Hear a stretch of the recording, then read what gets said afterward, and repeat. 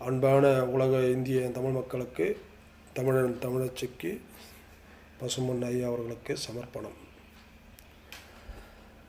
என் அன்பான தமிழ் மக்களே, வருகிற சட்டமன்ற தேர்தலில் 26 பிரச்சாரங்கள் ஆங்கங்கே நடந்து கொண்டு இருக்கிறது. மற்ற அரசியல் தலைவர்கள், புதிய அரசியல் தலைவர்கள் பிரச்சாரம்.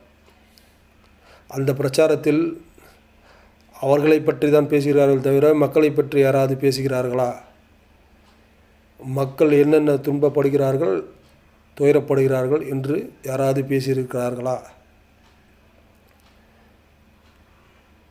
மிக முக்கியமான சம்பவம், திண்டுக்கல்லிலிருந்து ஓசூர் வரை கொங்கு மண்டலம் அந்த பகுதியில் சேர்ந்த மக்களுக்கு சில ஃபைனான்சியல்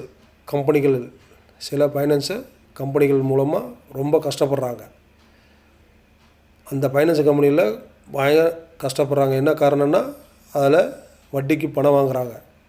வாரத்தவணையில், மாதத்தவணையில் பணம் வாங்குகிறாங்க, வட்டிக்கு பணம் வாங்குகிறாங்க. அதில் ரொம்ப துயரப்படுறாங்க. அந்த துயரப்படும் போது அந்த ஃபைனான்ஸ் கம்பெனிலேருந்து ஆளுங்க வந்து ரொம்ப கேவலப்படுத்துகிறானுங்க. கேவலமாக உட்காந்து நின்று பேசுகிறானுங்க. அவங்கள தட்டி கேட்குறது ஒரே சமுதாயம், ஒரே கட்சின்னு பார்த்தீங்கன்னா, மற்ற ஆளுங்கட்சியோ புது கட்சியோ பழைய கட்சியோ யாரும் கேட்கல. ஆனால் ஒரு சமுதாய மக்கள் கட்சி மட்டும் அதை தட்டி கேட்குது. அது யாருன்னா, முஸ்லீம் சகோதரர்கள், நண்பர்கள்.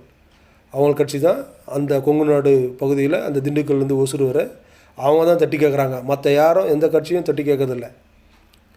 ஏன் பயமா? ஃபைனான்ஸ்காரங்களை பார்த்தா அவளை கேள்வி கேட்கக்கூடாதா என்ன? கேள்வி கேட்டால் என்ன அடித்து கொண்டுடுவானா அவன்? மக்களே, சிந்திங்க, தயவு செய்து சிந்திங்க.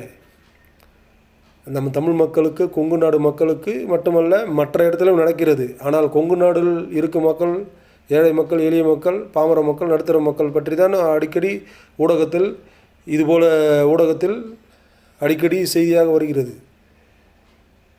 மற்ற கட்சிகள் எல்லா கட்சிகளும் நான் கேட்கிறேன்.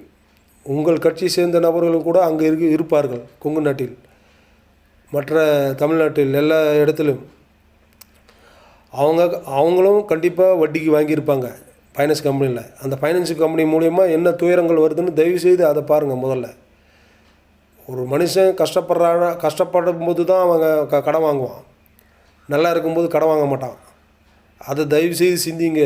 அரசியல் கட்சி தலைவர்களே, புதிய அரசியல் கட்சி தலைவர்களே, பழைய கட்சி தலைவர்களே, தயவு